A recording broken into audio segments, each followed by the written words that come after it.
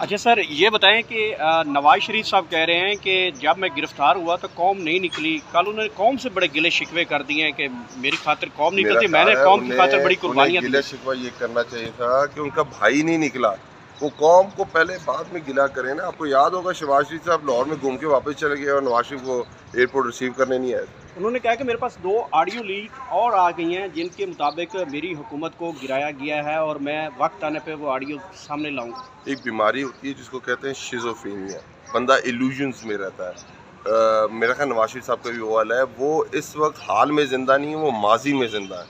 और माजी में ज़िंदा रहने उनको चाहिए कि अब छोड़ें सियासत। अब उनका काम नहीं रह गया। मैं कहूँ कि शायद एज का भी इशू है, वरना अब जो हालात पाकिस्तान में, एक तरफ शहबाज शरीफ को बैठाया हुआ है जो वज़ीर आज़म है, एक तरफ आपकी बेटी वज़ीर आला हैं, आपके जो समधी हैं वो डिप्टी वज़ीर आज़म है, और आप एक नया बयानिया बनाना चाह रहे हैं। क्या लोगों को बेवकूफ़ समझा हुआ है? आपने सियासत की है 35 साल, वाकई लोगों को बेवकूफ़ बना के अब सोशल मीडिया का दौर, अब लोग बेवकूफ़ बनने को तैयार नहीं। अच्छा सर, ये बता दें कि इमरान खान साहब से मुलाकात हो सकती है आपकी कभी?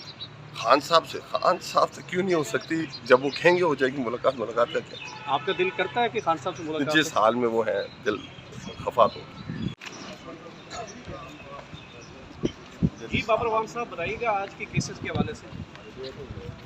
आज के केसेस वो हैं जिसमें शर्म आनी चाहिए रियासत के मैनेजर्स को। उनको गंदम स्कैंडल नज़र कोई नहीं आ रहा, उनको दुबई लीक्स नज़र कोई नहीं आ रहे, उनको लियाकत अली खान का केस नज़र नहीं आ रहा, सानिया मशरकी पाकिस्तान उनको नज़र नहीं आ रहा।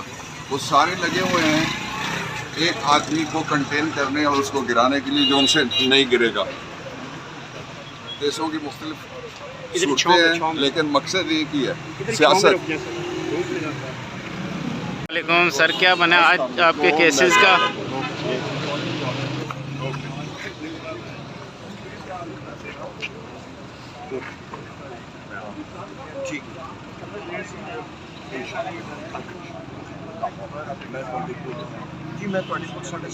एक तो अपने केसेस का बता दें, दूसरा जो हादसा पेश आया है ईरान के सदर ईद में।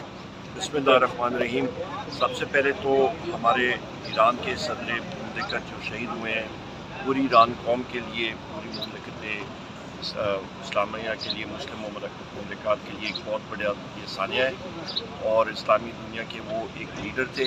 अल्लाह ताला उनके ख़ानदान को, सारों को सब्र जमील अता फ़रमाएँ। ईरानी कौम को अल्लाह ताला सब्र जमील अता फ़रमाए। हमारी दुआएं उनके साथ हैं। आज के केस के हवाले से हमारी जो नेक्स्ट तारीख पड़ी है वो 6 है। मेरे वकील डॉक्टर बाबर अवान साहब ने पिछले पेशी में समाअत अपनी मुकम्मल कर ली। बहुत शुक्रिया।